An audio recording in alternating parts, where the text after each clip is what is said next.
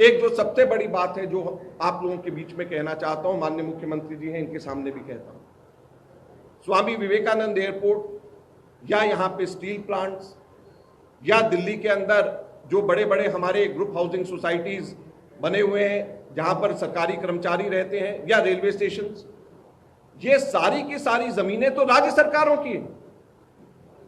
तो राज्य सरकार की जमीनें ये अब कौड़ियों के भाव जो बेच रहे हैं, तो उसका पैसा क्या वापस राज्य सरकार को मिलेगा या सरकारों को मिलेगा?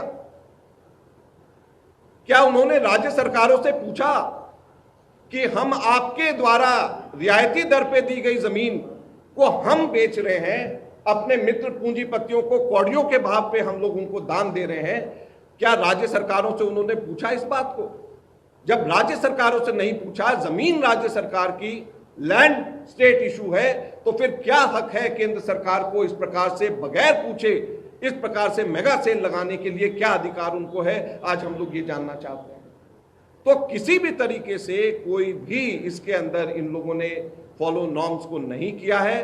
राज्य सरकार नुकसान में, जमीन उनकी किसी और को अलॉट किया जा रहा है, पर्पस किसी और के लिए उनको दिया गया था। तो ये सारी की सारी चीजें हो रही हैं। राज्य सरकारें हैं, उनका कहना है कि संघीय व्यवस्था में राज्यों को जो अधिकार है उस अधिकारों का एक तरह से हनन हो रहा है। राज्य में जब कोई भी उद्योग लगते हैं तो उसमें भूमि का अधिग्रहण से लेकर सारी प्रक्रिया राज्य सरकार करती है। राज्य सरकार का उसमें अमूल्य योगदान रहता है। इसलिए केंद्र सरकार अपने उपक्रम बेचने के पहले राज्यों से भी ये राय ले।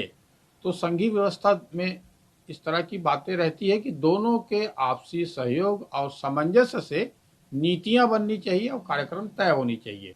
आम जनता को कितना फायदा होगा, आम नागरिक को कितना फायदा है, क्योंकि आम नागरिक के टैक्स के पैसे से ये कंपनियां खड़ी हुई हैं। तो क्या आम आदमी को फायदा होगा या किसी राजनीतिक दल को फायदा होगा? इस बातों को समग्र तौर पर विचार विमर्श करके ही निजीकरण की प्रक्रिया को अमली जामा पहचानना चाहिए। देखिए, ये जो जितनी बहुराष्ट्रीय कंपनियां, बड़ी कंपनियां हैं जो है, वो केंद्र सरकार के अधीन है। जो एनएमडीसी हो, चाहे भिलाई स्टील प्लांट हो, चाहे एयरपोर्ट हो, ये तो केंद्र सरकार की हैं। उसमें राज्य सरकार कानून व्यवस्था के मद्देनजर उनको मदद करती है या अन्य चीज़ों में मदद करती है। राज्य सरकार का समन्वय जरूरी होता है इन बड़े चीज़ों को चलने के लिए। अब राज्य सरकार उसमें कितनी मदद करती है, राज्य सरकार की क्या भागीदारी रहती है, राज्य की भागीदारी हो या ना हो, ये सब एक बहस का मुद्दा हो सकता है। मगर राज्य सरकार की कहीं ना कहीं भागीदारी और सहयोगिता रहनी चाहिए। और नहीं तो क्या है, इस व्यवस्था को चलाने में भी आगे जाके जो मतभेद उत्पन्न होंगे।